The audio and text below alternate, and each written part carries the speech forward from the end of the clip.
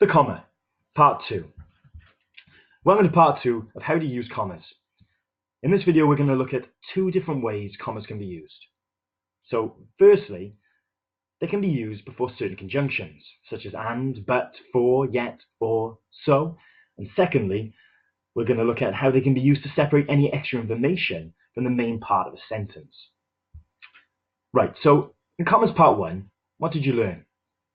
Can you remember 2 of the ways that commas can be used?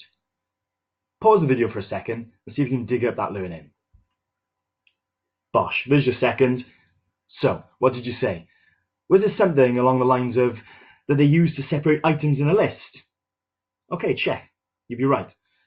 How about, secondly, they can also be used to separate a number of adjectives, such as the puppy is such a cute, friendly little chap. Okay, check. You'd be right on that score.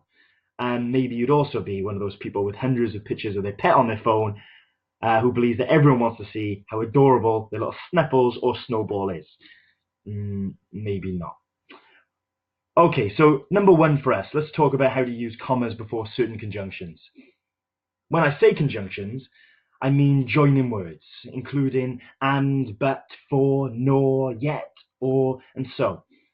You may have heard them being referred to as simple connectives by your teacher, or maybe just connectives. An easy way to remember these conjunctions is to use the acronym FANBOYS. So F for, A for and, N for nor, B for but or because, O for or, Y for yet, and S for so. Have a look at the video on sentence types where I go into a little bit more detail about using FANBOYS conjunctions to create compound sentences. Okay, let's have a look at an example then of using a comma before a FANBOYS conjunction in a sentence. So here we are. She was a fantastic cook, but she would never be as good as my nan. Truth. Okay, so can you see there how the comma goes before the conjunction but? In this sentence, the commas separate 2 independent clauses, which is another way of saying that both parts of the sentence on either side of the conjunction make sense on their own. Okay, what about this example? Brian was committed to doing everything he could to become a professional footballer, so he trained every day. Okay, see how the comma goes before the conjunction so? Right. However, keep in mind that in shortened sentences, shorter ones, some writers may not bother to use a comma, but they usually use one before a conjunction in a longer sentence. Just be careful to avoid the common mistake of putting the comma after the conjunction. Another little tip is that it's not usually necessary or even correct, depending on its position in your sentence, to use a comma before the conjunction because. Okay, so the second part of what we're looking at in this part 2 video on using commas. The second way commas can be used is to separate any extra information from the main part of the sentence, or the independent clause of the sentence. The extra information in the sentence that doesn't make sense on its own is what we intend to call the dependent clause, whereas the main part of the sentence, which makes sense on its own, is usually called the independent clause. By the way, I'm not talking about clauses in Tiger Clause. A clause is simply a group of words, and a sentence can contain one clause or more, depending on how much detail the sentence is looking to give to the reader.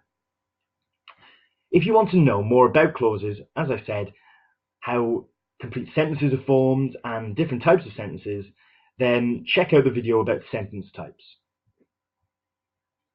Okay, back to how we use commas to separate clauses in a sentence.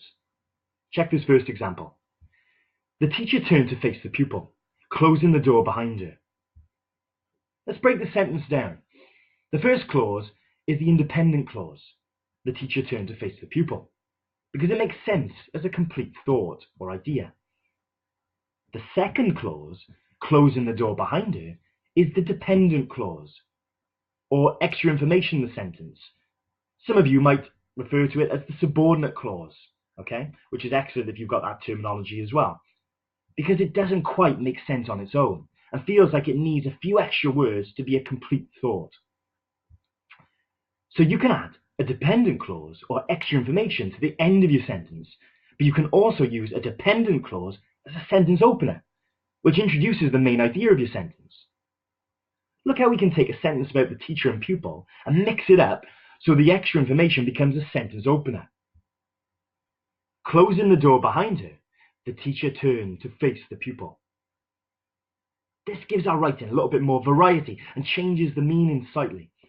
The fact that the sentence starts with the teacher closing the door behind her before facing the pupil probably suggests that the pupil is in for a bit of an earful from this battle axe.